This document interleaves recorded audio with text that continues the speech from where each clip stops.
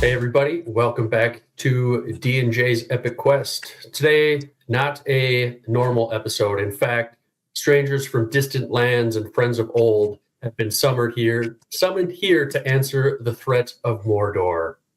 So who do we got here today? I got me, Derek, D&J's Epic Quest, and to my right, we've got Jim Father from Fantasy for the Ages. And I was on your channel not too long ago, so it's good to come and hang out with you again, Derek. Yeah. And Matt from Go Read Books. Always good to hang out with you guys.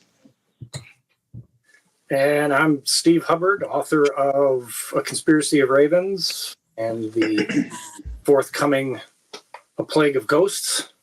Yes. And once again, get to enjoy some time here with you three. Looking forward to that next book.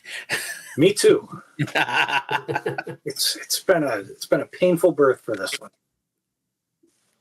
Well, hopefully that means the next one will be easier then. I'm imagining that it will be. Fingers are crossed. But I imagine each one is kind of its own beast. So Yeah, I I think 3 is going to move along a little easier. So Okay. Well, good. Well, I wanted to get together with 3 people that I know love Tolkien, read it, lived it, all that stuff, and just get to talk about it. So I just finished it, The Fellowship of the Ring, like I don't know, maybe a week and a half, and I really had been trying to think hard because I felt like when I was, I don't know, probably in like middle school, I had thought I probably read it at some point. But now I'm not so sure that I actually did. Maybe I started it and never finished it, or maybe I never picked it up at all. I don't remember. What I do remember is 25 years ago when I was a freshman in high school going to the movie theater to see The Fellowship of the Ring. I remember going to do that with my friends. There was probably like 6 or 7 of us that went and, bought tickets and went to the midnight release or whatever it was and checked it out. So coming back to either read this book for the first time or reread it was a very different experience, and would love to talk about it with you guys. Look forward to it. Yeah, I'm glad to be here. I tell you, this is one of the books I have reread so many times. And, I grabbed it off the shelf behind me. It has the honor of being literally the oldest fiction book I physically still own. I bought this back in college at a used bookstore. It's the 1963 edition. Is that right? 1965 edition. But actually republished in 73. So this is a 1973, and I've got the trilogy like this. But I read this a whole bunch of times before I really was paying attention to much other fiction. It's just, this was so good. So fun to talk about. Cool. Matt, I've got the same version that you held up there. So that was what I read as well. Yeah, I got this version right here, which is one of my latest versions. And then up above my head is pretty much all the Lord of the Rings, most of my other versions that I have. I have a little different, I don't know that we're going around sharing our story about Lord of the Rings or not, but I just taking what Jim said, I have a little different story with how I came to the Lord of the Rings. My dad was a fan of the Lord of the Rings. He loved it. I don't know how many times he read it. He read it many, many times. He taught us to love it, though I wasn't a reader when he was around. And he did take me to watch the movie, and I enjoyed it. I watched the cartoons and things like that before then. But I never did read. In fact, at one time, I can remember trying to sit down and read The Fellowship, and I was in the prologue, and I said, this is not for me. I'll be a teenager. And again, I love the story. I love the movie. I love the characters that he would tell me about. He would even say things in Elvish sometimes. I just never read the book. A fan. Well, he loved it. He was a super fan of it. And so anyway, about in the end of 2023, about the summer of 2022, excuse me, I just thought, you know what? I need to finally read The Lord of the Rings. I don't read a lot of books. Definitely don't read fantasy much. I need to read The Lord of the Rings. Maybe there's a point of connection between my dad. And I said, I'll just try to read The Fellowship. Probably won't get any further than that. I read The Fellowship, picked up the Two Towers, picked up Return of the King, and I loved it. And and then I began reading other things after that, but I just loved it. In fact, that was in August of 22. In in May of 23, I read it again. I read the trilogy again. And I just completed, in preparation for this, my fourth time reading The Fellowship. And There you go. going to finish the series coming up soon. But anyway, I love The Lord of the Rings and glad to be here. And Steve is a nice big fancy edition. I saw you holding I up. do. This is the most recent one I got, which is the author illustrated edition, which is pretty amazing to see his own artwork in there. But it's like one of like 7 editions that I've got. I've got a few of them here. For me, it was one of those things I came to on the heels of watching the old Rankin Bass animated Hobbit movie on TV. I remember that. And then we had a friend of our family that had the records that had the movie on the record, so you could listen to the movie. And interesting. yeah, he allowed me to borrow that, and I actually taped onto it with a cassette player so that I could have my own copy. Long since lost time. But that sent me to the library to read the book. So this was 4th grade. So I read The Hobbit, and then I found, there's more books. So then I read The Lord of the Rings in 4th grade. I'm sure much of it is lost on a 4th grade mind, but it certainly did grab me enough that I've read it more times than I can count at this point. So it's a book I've tried to get my kids to love, but it has pages, so they're not interested. Try speaking Elvish to them. I don't want to confuse them. I hear that. My son is a fantasy fan big time for a long time, but he just couldn't get into The Lord of the Rings or The Hobbit for the longest time, but did just in recent years finally try again, and it clicked. Finally it did, and he's like, Well, I bought all 4 of them their own copy of the illustrated edition for Christmas a couple years ago, and now I'm just waiting for one of them to come back and say, hey, I read that. But they haven't. They do all love the movies, and we do have our tickets for a couple weeks from now when they're showing all 3 extended editions in the theater again. Yeah, that'll be amazing. We'll be going. It's like I can watch them right here in my theater room downstairs, but right. I want to see them up on the big screen again. So you kind of need a catheter though to watch those. It's okay. I'll go wherever I need to.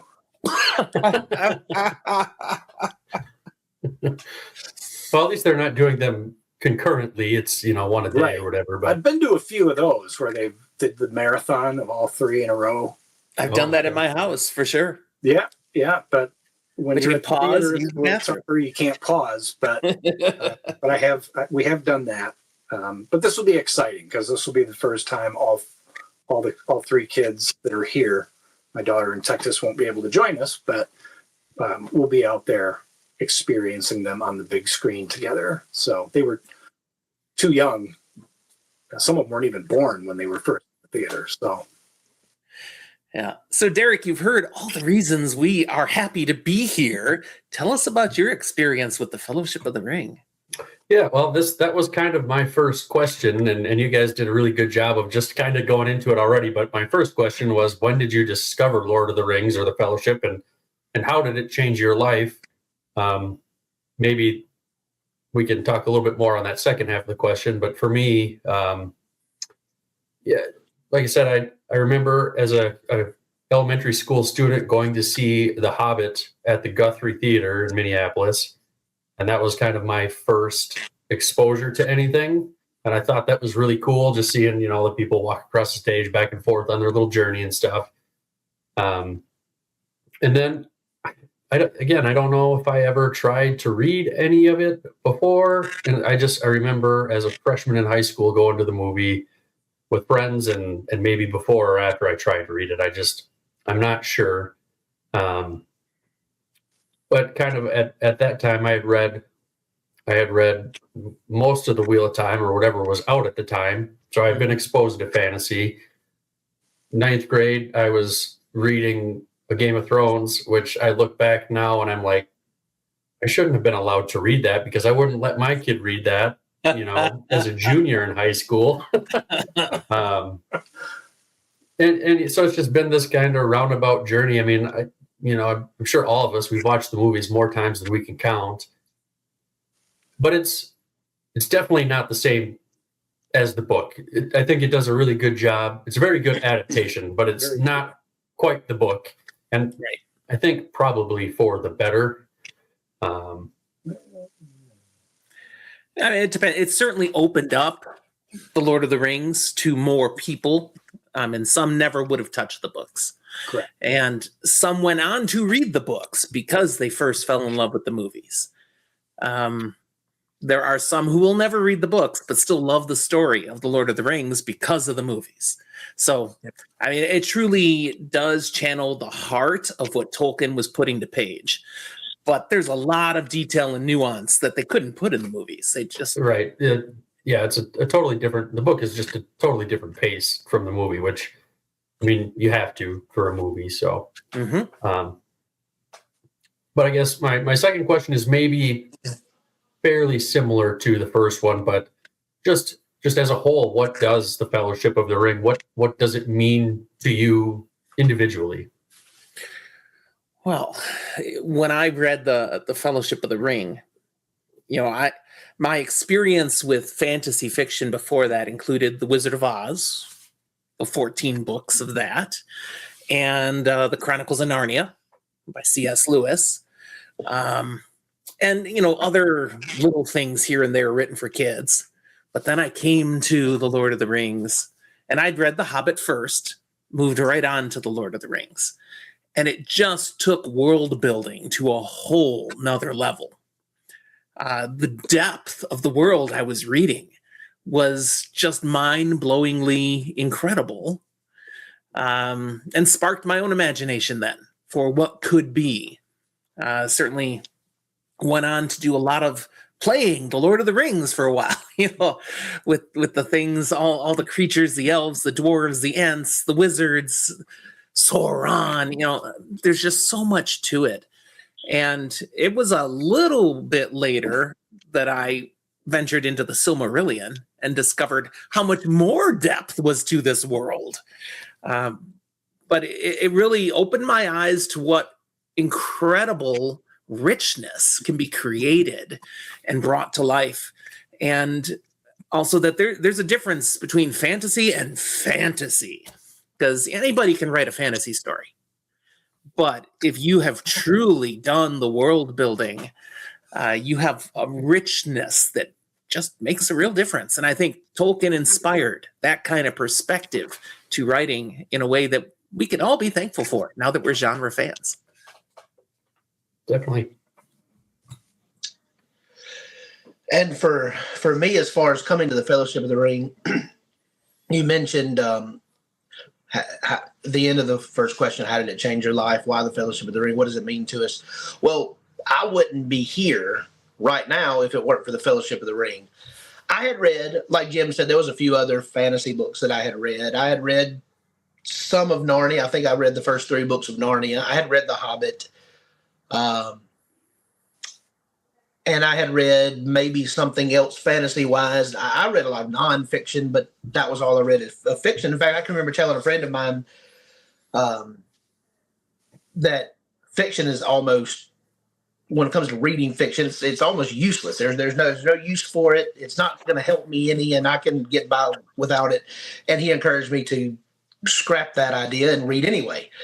And so I did. But so when I came to the Fellowship of the Ring, as I said, I read the Fellowship. I read the Two Towers. That I read The Return of the King. And immediately I said, well, I want to keep reading something. So I found, I think, a BookTube channel, which I didn't even know BookTube existed at the time. And I said, okay, I found this guy weirdo named Brandon Sanderson, and I saw that his first book was Elantris. So I read Elantris. And this is all in August. So I read the first 3 books and the 4th book. And this is me going from reading almost no fiction to 4 books in 1 month. Well, September came around, and I had a friend that said, well, you're enjoying this. Why don't you keep going into September? I said, well, what are we going to read? Well, he said, I want to reread Harry Potter. I never read Harry Potter because I didn't read when I was coming up. So I read all the books of Harry Potter in September with him. September finished. I said, I want to keep going. So I read something else. I had to go back in my list and look where that was. And then after 2022 finished, I thought, well, I'm reading so much, I need some kind of an outlet to talk about this. And that's where this came from. So it did change my life. It did add things to my life. Just from the Fellowship of the Ring, because like I said, I would not be talking to you today had I not picked up the Fellowship of the Ring in August of 2022. It's kind of cool to think about, like, how that, that one simple act in your life led to, like these types of friendships. And Right. If, you didn't do that, then I'm sure you'd still be well and happy and everything. But like you said, you wouldn't have this creative outlet that you do have now. Right. Yeah. Well, for me, I mean, it's not a stretch to say it kind of became the cornerstone of everything I wanted to build on. Like I said, I watched that Hobbit movie, which got me into the book. Then I discovered The Lord of the Rings. I read that, was absolutely mind blown by it. Like Jim, it was the scope of the world. It wasn't just this tiny little place. It was huge. It was vast. Yeah. And there were things unanswered, even through the course of that story. Like, well, where did this come from? And where did that come from? And that propelled me to Narnia, which I hadn't read yet. We didn't have The Wheel of Time. We didn't have Harry Potter. Up till then, all I'd read was like A Wrinkle in Time, The Chronicles of Prydain by Lloyd Alexander, sorry. And, little chapter books for kids that were fantasy oriented. And so that kind of became everything. So Lord of the Rings to Narnia, back to Lord of the Rings, back to Narnia, back to Lord of the Rings, Silmarillion, and then moved on to Stephen Donaldson and Thomas Covenant. Very soon after, I did the same. Yeah.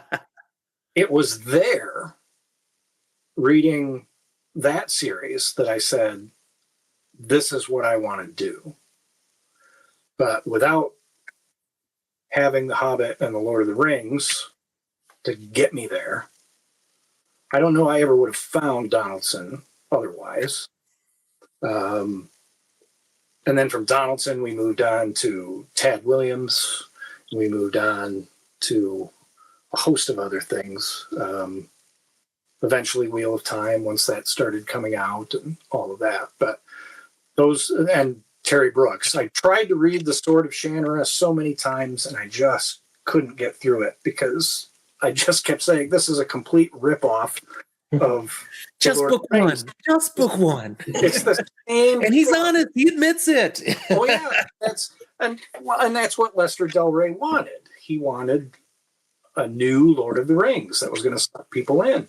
And so eventually I skipped that book and I went to the second book. Which is a big step up. I did. Yeah. And then I loved it. Mm-hmm. And I have everything of his in my library. Even The Sword of Shannara, which I still have never finished. But I give Terry Brooks a lot of credit because once he became Terry Brooks, his writing was fantastic. Yeah. And I've really enjoyed, and I've met him a couple of times. He's such a super nice guy. He is a nice guy. Just really great guy. But yeah, Fellowship for me and The Hobbit, like Tolkien is like the rock on which everything I wanted started from. And that's what moved my brain into the writing world. I don't ever try to be him because I never will. Nobody ever will. You can't get me to put a book down faster than to write on that book, this is the next Tolkien or this is the next Lord of the Rings. I'll put it down right now. It's it's a hollow statement that people use to sell books, and nothing comes close. Yeah. So without the fellowship, you wouldn't have become a writer, most likely then. Probably not. I mean, maybe I would have gone in a different direction, Sure. but it was the combination of The Hobbit and The Lord of the Rings combined with Star Wars, which came out when I was 6 years old. Seeing that in the theater, those things all boiled together into one amazing stew, and that set it for me. Like there I was, a third grader, and I'm telling my mom I'm going to write a book. Did she believe you at the time? She did. Okay. Well, that's good. I still have the thesaurus she bought me. Right down there on my shelf. But 40 years later, I finally did. Just takes some time sometimes. It did. It did take. It's got to percolate a bit, It percolated for sure.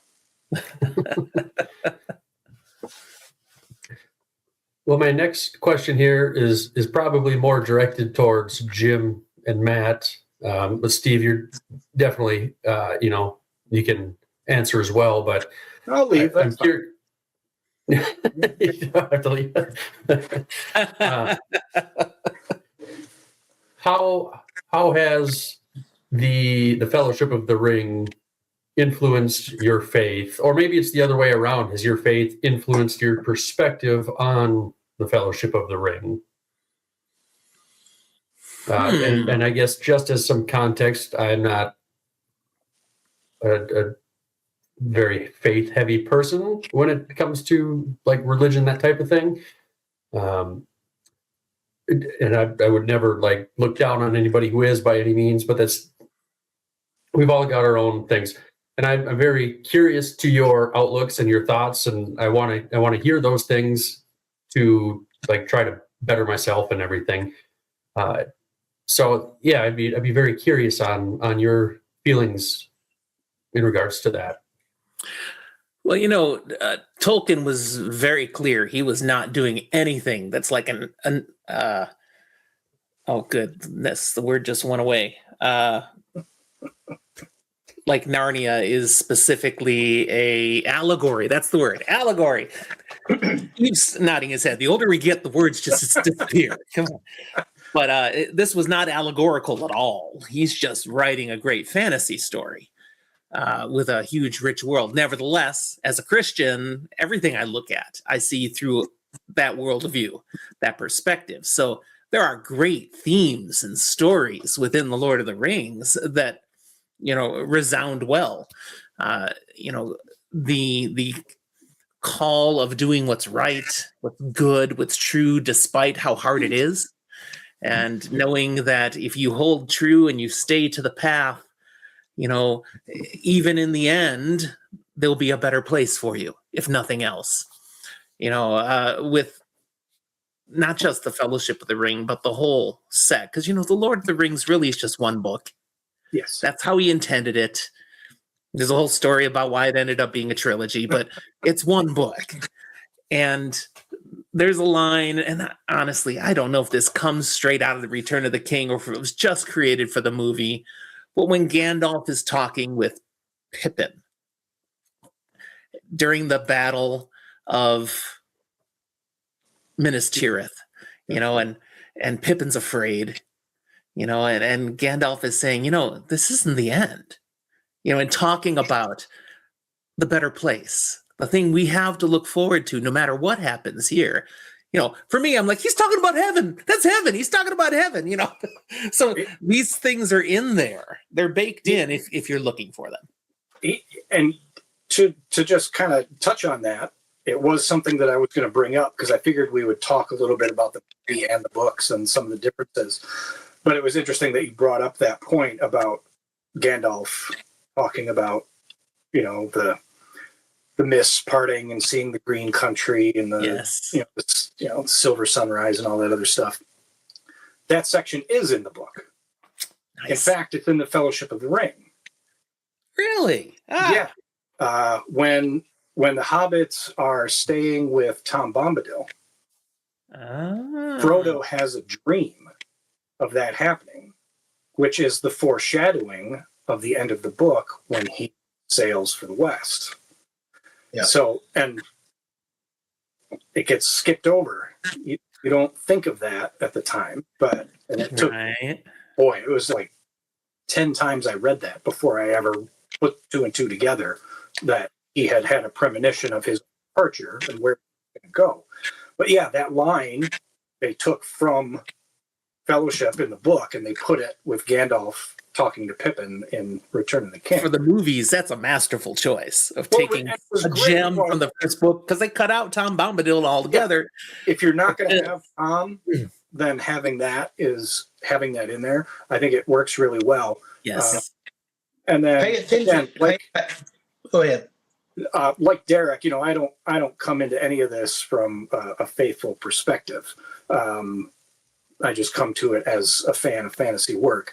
But Tolkien did always say that while it's not allegory, and it's one of the reasons he didn't like Narnia, he said that The Lord of the Rings is fundamentally a religious work because it underlines the entire theme of good and evil and divine providence and free will.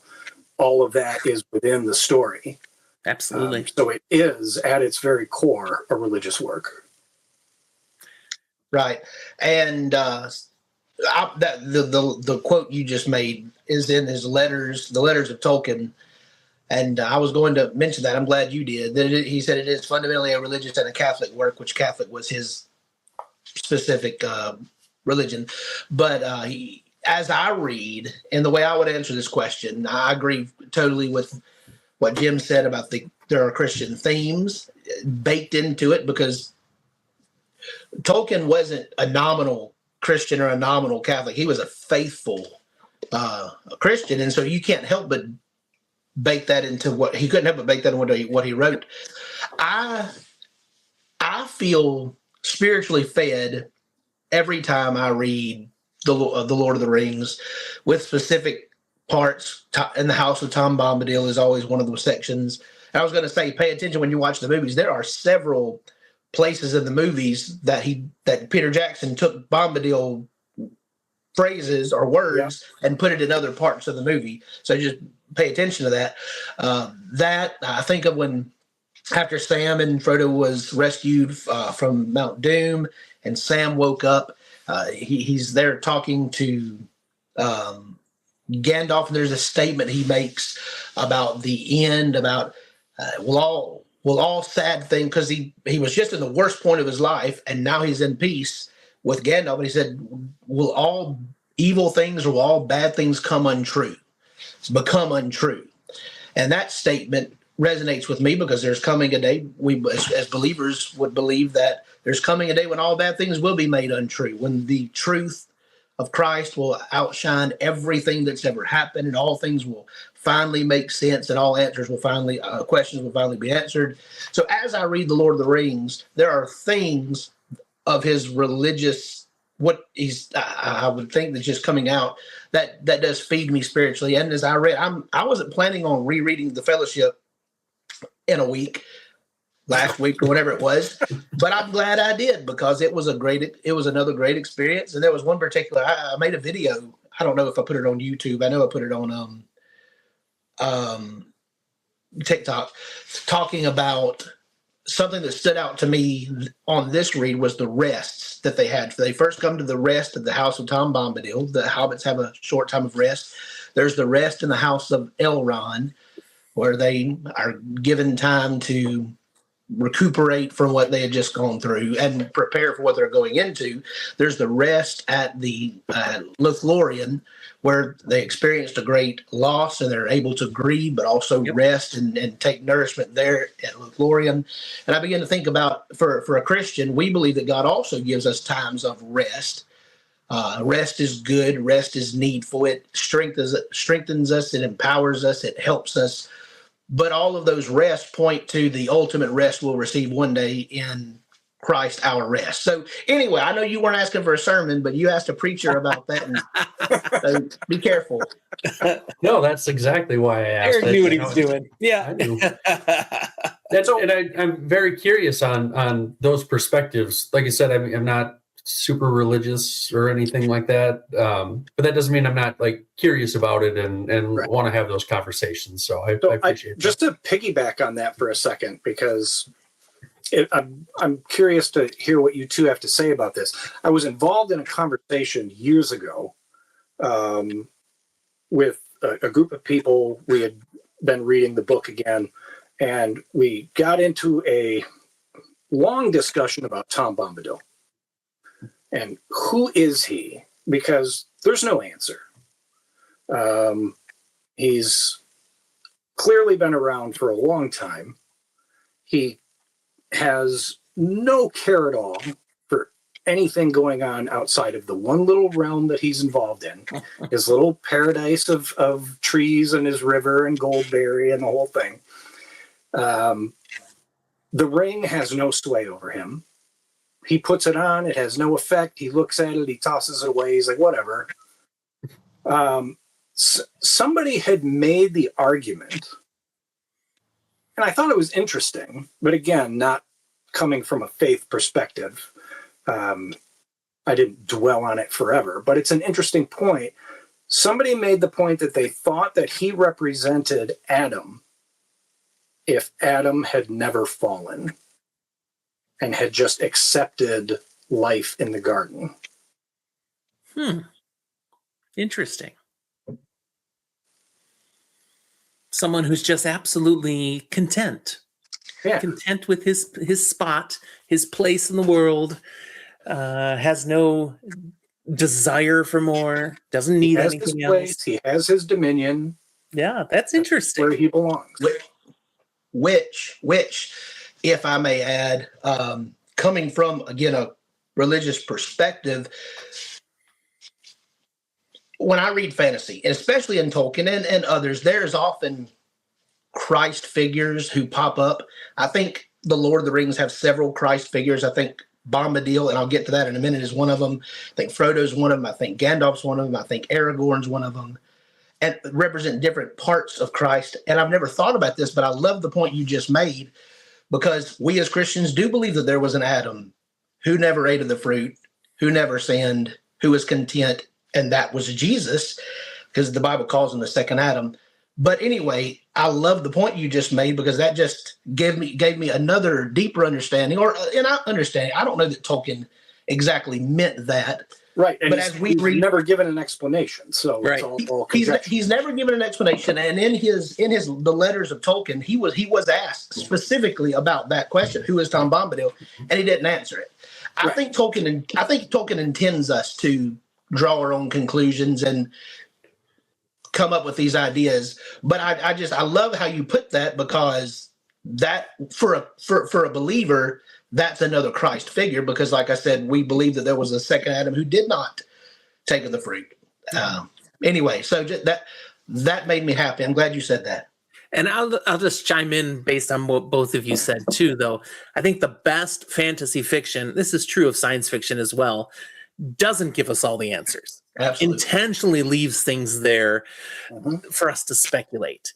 Gives us something, so it's not just, wow, the author really didn't fill this in, but, leaves space for us to give our own answers to a degree. And that's why the best fiction we keep talking about again and again. This stuff was published in the 50s. We're talking about it here in 2026. That's the best kind of fiction. Definitely. This will be kind of a weird comparison to make, but Steve, I think you'll follow me on this for sure. Like, I want to, whether I'm watching a movie or reading something, like, and it's, I guess maybe, like you said, Jim, probably more true of sci-fi. I want probably more questions than answers, and I would use Alien as the example for that. Lots of questions, not a ton of answers. But Love you don't need them. You don't need all the answers. It's just when they try and to then go we get all back these. and retcon answers in there for you, it just ruins the whole thing. Yep. Right. True. Agree. No. Next question, we kind of talked about a little bit here as well, but themes, what themes are present for you? And for me, like reading it, what I saw a lot of was found family, you got friendship, and I would imagine is probably one of the greatest examples of just good versus evil. And those were a few that I see. How do you guys feel about it? Putting the needs of others ahead of yourself is a huge theme here. I mean, that's Frodo's motivation, not only in taking the ring in the first place, but then being willing to take it up again. This is, if someone's got to do it, I might as well, and then no one else has to carry this. But he's only one example of people willing to put themselves out there to do things because then no one else has to. I will do this on behalf of others. That's why you have my axe. That's why you have my sword. All these things. So sacrifice, putting the needs of others ahead of yourself. Yeah. And there's also the addiction to power is one. Absolutely. And like even a prime example, of course, would be Boromir. Mm-hmm. This is a man who's dedicated to Gondor, to saving Gondor. Everything he wants to do is from a place of good. But the ring doesn't corrupt in a good way. And if he were to get that ring, he wouldn't be what he thinks he's going to be. He would be a dark version of himself. And that notion plays with everybody. Gandalf knows, don't tempt me by offering me the ring. Boromir knows, he can't control the fact that he wants what he wants. But and you see it more visually in the movie. You see the way people are attracted to it and they want it. Later on, of course, the story of Smeagol, all of that. And then, this corruption, because the ring is power. You can go into it with the best of intentions, even Galadriel. I can take this ring and I can do all of these great things, but you will set upon the world a dark queen. Yeah. And you will love me and despair. Only Samwise was special enough to carry the ring and not be tempted. Well, he was tempted. It was a short little blip for him. He was shown something he wanted. Yeah. But he was smart enough to know, I can't do this. The true hero of the story. He is very much the true hero. But then outside of the movie, which did him no proper service, Faramir. Oh my goodness. This is what I've been waiting to talk about. Yeah. Faramir is the man who said, don't talk to me about the ring. Don't show me the ring. I don't want anything to do with it. So I love the comparison between Boromir and Faramir. Yes. Right, where Boromir, he wanted the ring. He wanted to use it. Faramir had no desire for it. And again, that's a theme that I wanted to.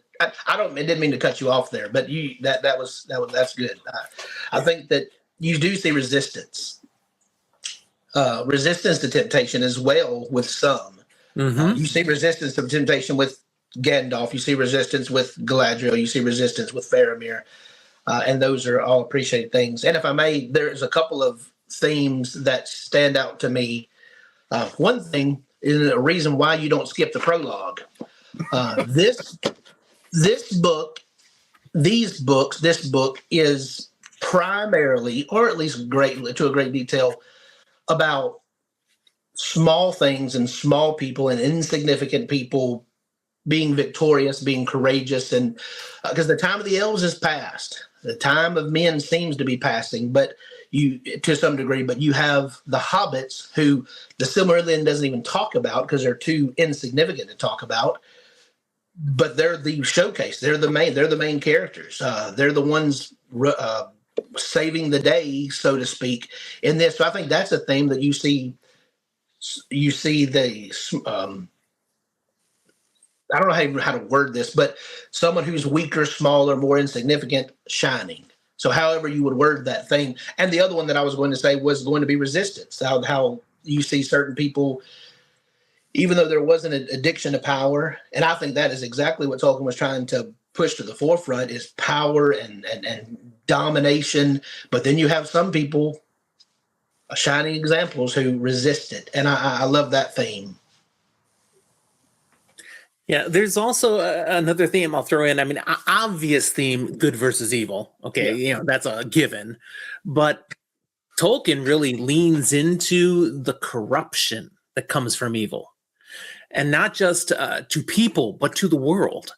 I mean, you look at all the darker evil places, the whole land itself, the dead marshes, Mordor, the stuff is just all corrupted. And then and again, we're going way beyond the Fellowship of the Ring. Sorry, but then in Return of the King and the Two Towers, and we're seeing how Saruman is totally corrupting the area around Isengard and working on Fangorn, and evil, the doom breaks down, good lifts up, raises up, holds to a better purpose, a better focus, a more true purpose. So.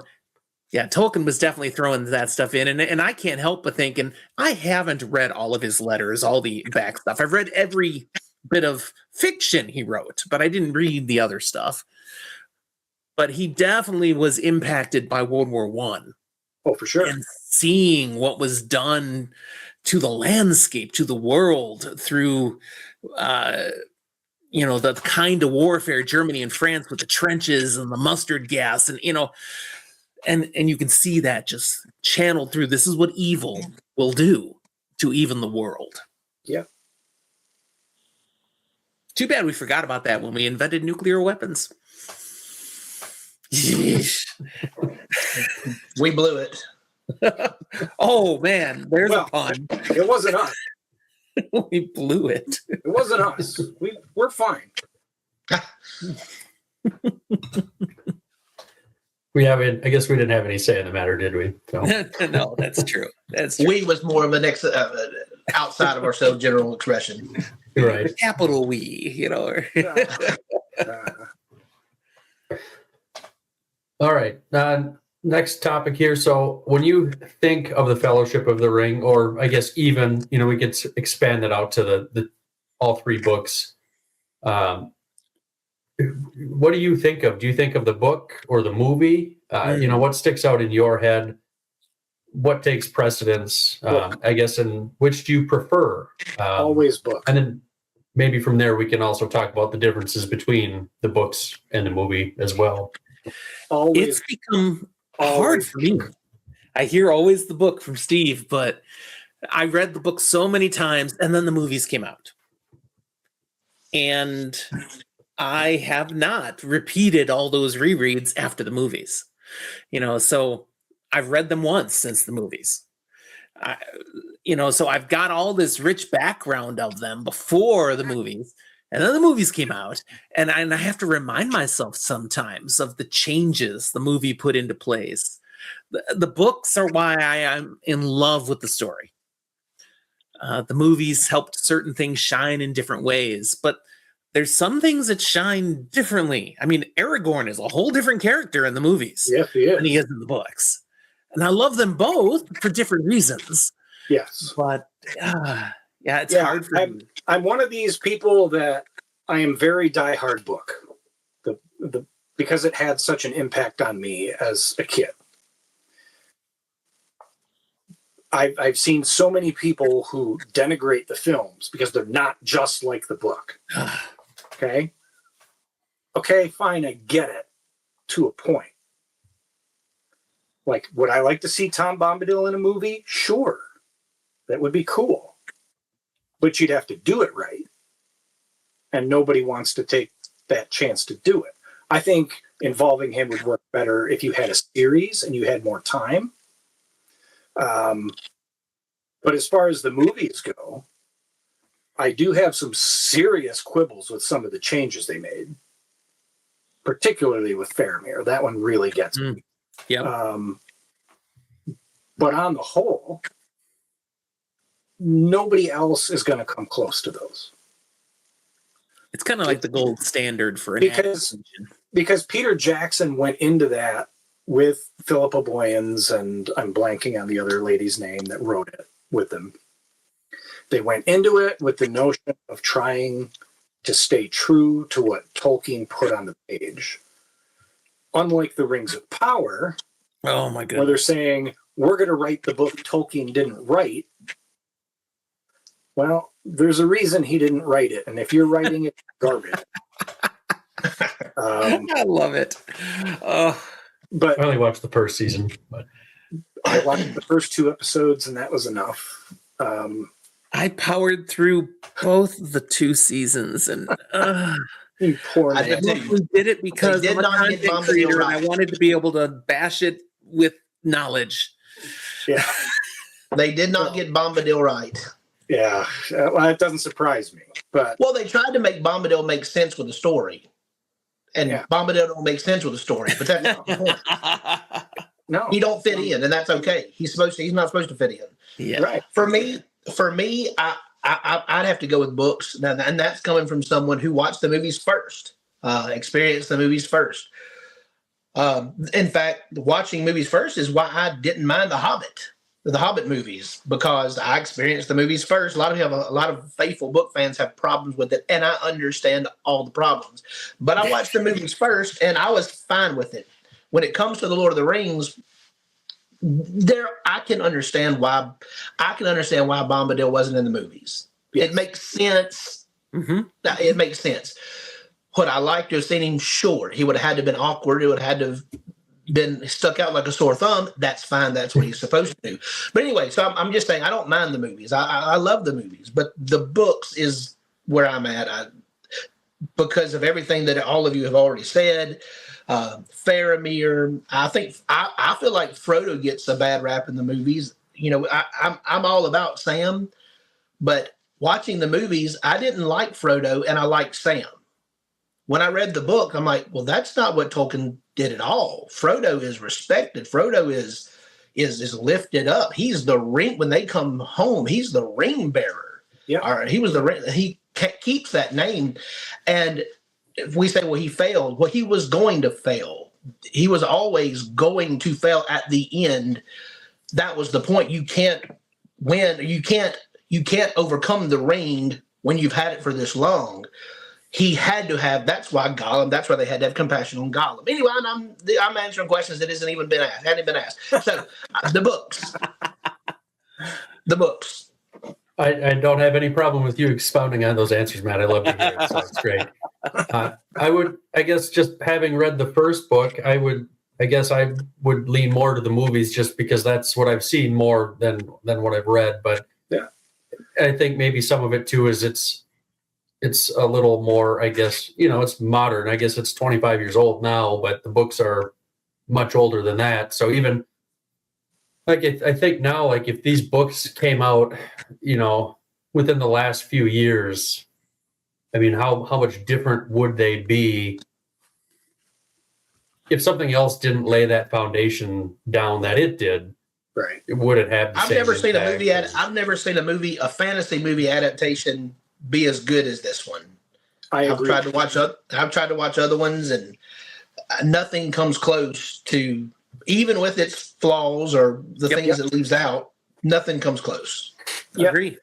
And people who prefer the movies over the books, I generally don't have a problem with that because the movies are that good. Yeah. From the story that they put on the page to the cast that they had, which is absolutely amazing, to the score that Howard Shore wrote, which I never get enough of. if people prefer the movies, that's totally fine. I love the movies. I love watching them. Like I said, I've got my tickets. I'm going to go see them again in a couple weeks. I'm looking forward to it. Ian McKellen as Gandalf just so personified that character. He was absolutely I can't picture Gandalf any other way now. I just can't. Yeah. But it is tough now, isn't it? It is.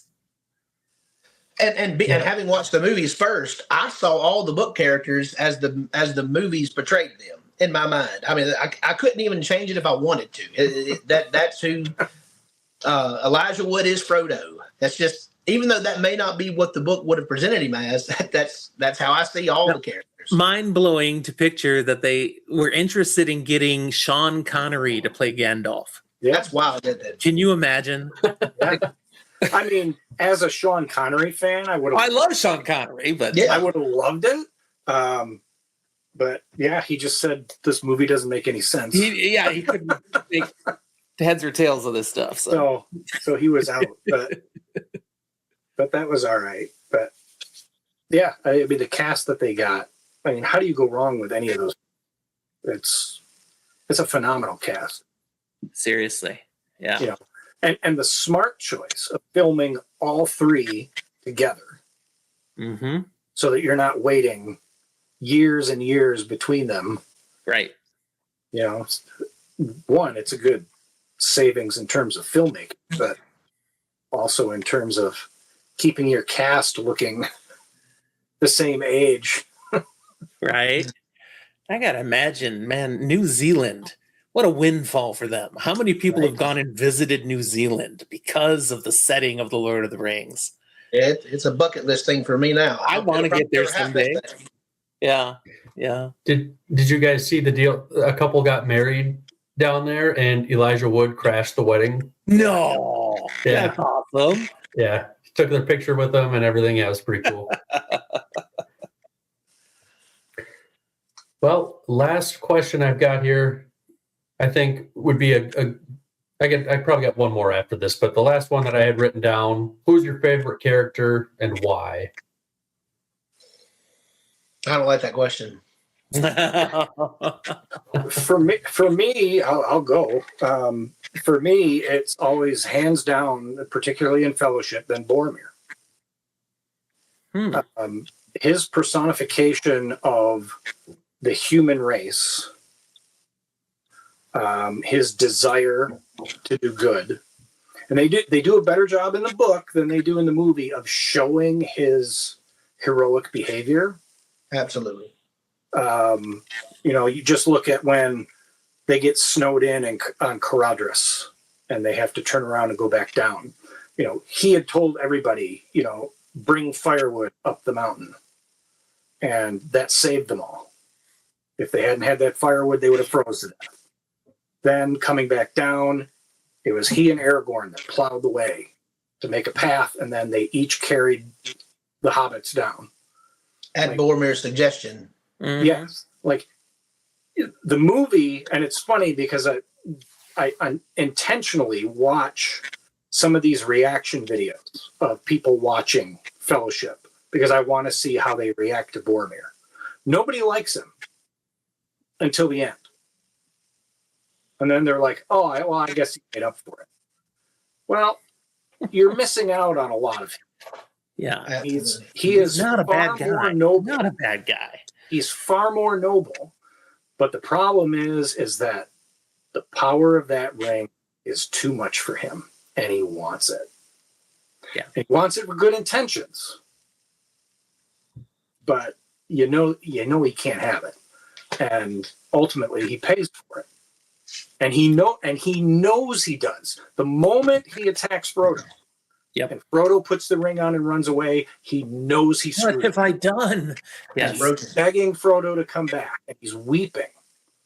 Yep. And then he goes and he saves Merry and Pippin until he doesn't. Yep. At the cost of his own life. No, that's a good call. That's a great character. I just think he's a great embodiment of human nature. We all have a desire to do good, and yet we can all be corrupted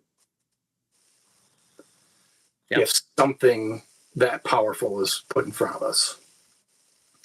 And he's always just been the whole series wise, encompassing all 3 books, because obviously he's gone now, outside of like the first chapter of Two Towers. It would be Samwise. There you go. For just Fellowship, for me, it's got to be Frodo. Because I'm Samwise for the whole trilogy, yes.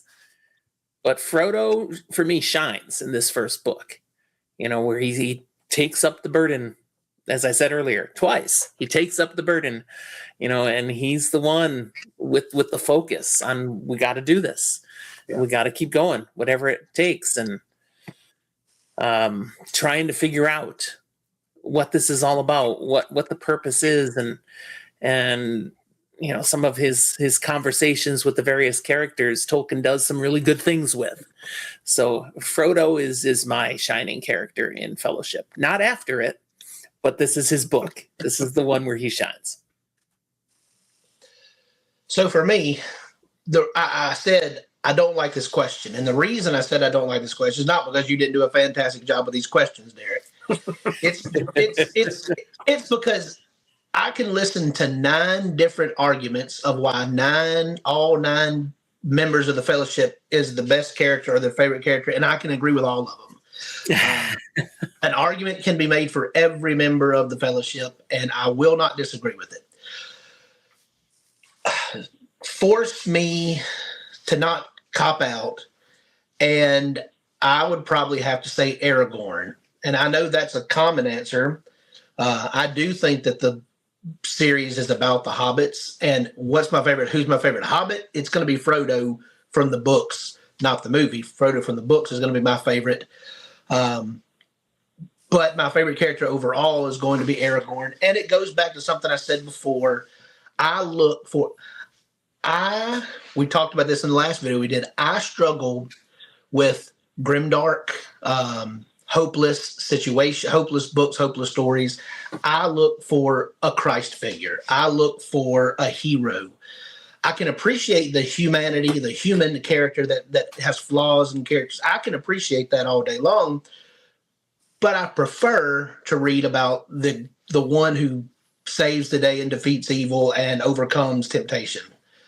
And I feel like Aragorn fits those things for my tastes best. But again, a different day of the week, I could agree with any discussion on any of the members of the Fellowship. Derek, I want the answer from you on this question. Who's your favorite?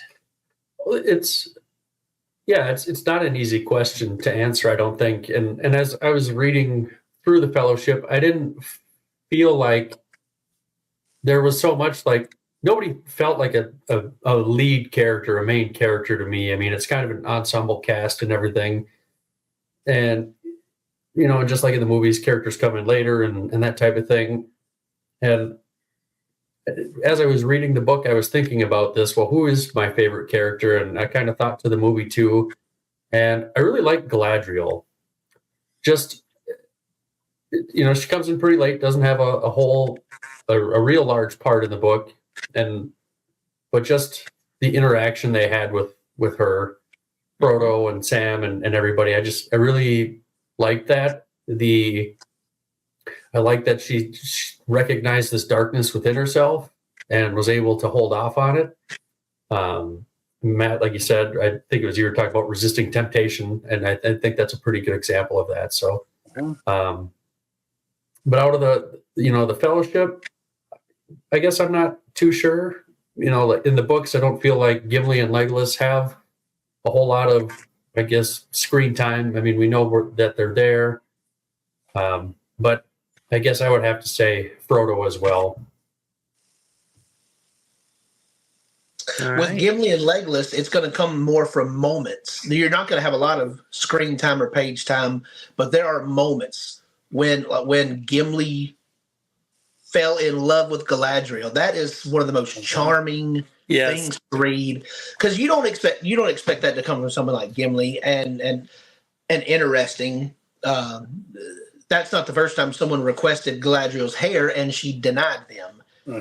I believe it was the Silmarillion or one of the other history books.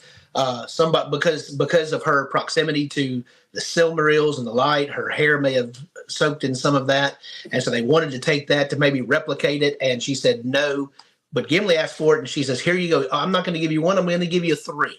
And so it was just I love that. And then the same thing with Legolas. In future books, you're going to have moments that hear him talking about how his love for the forest and his hearing the seabirds at the end and wanting to go beyond the sea. There are moments that elevate those characters. Yeah, we get a lot in the Two Towers to help with those guys. That Absolutely. point you were Two Towers making really help with them. that point you're making about the hair with Gimli, and she says she'll give him 3. That's actually important, and you don't know that unless you read the Silmarillion, which he hadn't even finished by the time he was done with the Lord of the Rings. Yeah. But the person you're referring to is Fëanor. Yeah, right. Fëanor 3 times asked for her hair, and 3 times she said no. So when Gimli asks and she says, "I will give you 3," that's like a supreme diss to Fëanor. Yeah, right. Yeah. That's just so powerful. These are some of the things I love to come out in discussions about the Lord of the Rings. Things that you won't get everywhere. And that moment, that whole period of time with Gimli in Lothlorien and his love for Galadriel and her granting him that wish, to me is one of the great heartfelt moments of the entire series. True. Because you have that racial disparity. The elves and the dwarves, they're at odds, they don't get along. And here you have this dwarf who's just completely smitten. And she could have said no, but she didn't. She granted him that. And then when you look farther on later and you go into the appendices and they talk about what happened to them at the end when they were all going to their doom as time allows, that Legolas was going across the sea, and it was Galadriel that got the approval to allow Gimli to come with him. It's amazing. It's just so incredible. It warms the heart, even for a grumpy old man like me.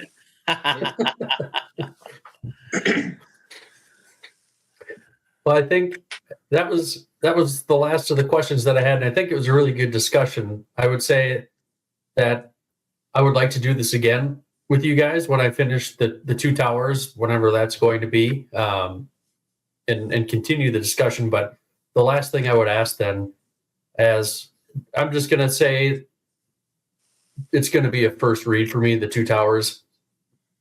Essentially, if I have read it, I don't remember. I don't know if I did or didn't, but I'm just going to call it a first read. But what advice would you give me? What type of lens should I be looking at it with? Would you recommend? I think of a couple of things. The structure of the book is not like the structure of the movie, and don't let that jar you. The movie does the structure better. I would say that you're going to have Sam and Frodo and the other storylines, Sam and Frodo, Aragorn, and so it's going to go back and forth. In the book, you're going to get all Aragorn, Gimli, Legolas going to Fanghorn Forest. Was it Fanghorn? Yep. And all of that, and a battle. And then after that story is concluded, then you're going to pick up in the latter half of the book with Frodo and Sam. So you're not going to get any Frodo and Sam in the entire first half of the book. Be prepared for that, because I've heard some people say that was jarring. Enjoy. Some people are bored to death by it. They're wrong. Enjoy Treebeard and what he says. Yes. Treebeard. I mean, I can already answer the question for the next one. Now, who's my favorite character in Two Towers? It's Treebeard. I love Treebeard. Oh, It's hard not to love him in the movies. Yeah. He's so much even better in the book. more in the It's book. better in the book. It's always better in the book. And I almost, if I can just say one more thing on that, did you do this all about just reading physically? Did you listen any? How did you go about this read? Just physically reading. And that's fine, and that's great. You may want to be purely just physical reading the whole way through, and that's fine. I love Andy Serkis being Treebeard. My son did the Andy Serkis listen. He said it was amazing. It is unbelievable. You can read it, and you can get a lot out of it. Listening to Andy Serkis speak as Treebeard, sing the songs, quote poetry as Treebeard, it's amazing. So that's all I have to say. Awesome. Thank you. No, I think that's the biggest thing, is that the book is split into books, and you're front loaded with the quest of the three before you get to Frodo and Sam. Yeah. That's the only, just be ready for that, I guess. Like Matt said. Otherwise, you're just going to be continuing on with the same type of thing. So, yeah, and the other thing that comes to mind for me is it's the middle book of a trilogy. Again, wasn't meant to be a trilogy, but it's the best stuff is yet to come. You get some great stuff here, but it's just getting you from the beginning to the end.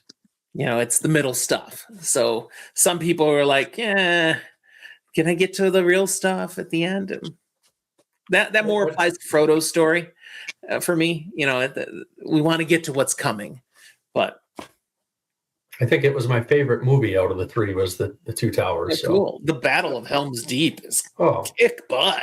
Oh, Yeah. man. But Fellowship still stands out as the best of the three for me. Books or movie? The movie. Okay. I love The Return of the King. I'm a sucker for a good conclusion, and some of the epic scope that we get to see in Return of the King is just amazing. I agree, Jim. But I kind of divided out a little bit. Some of my favorite moments are absolutely in Return of the King. Of the whole trilogy story, some of my favorite moments.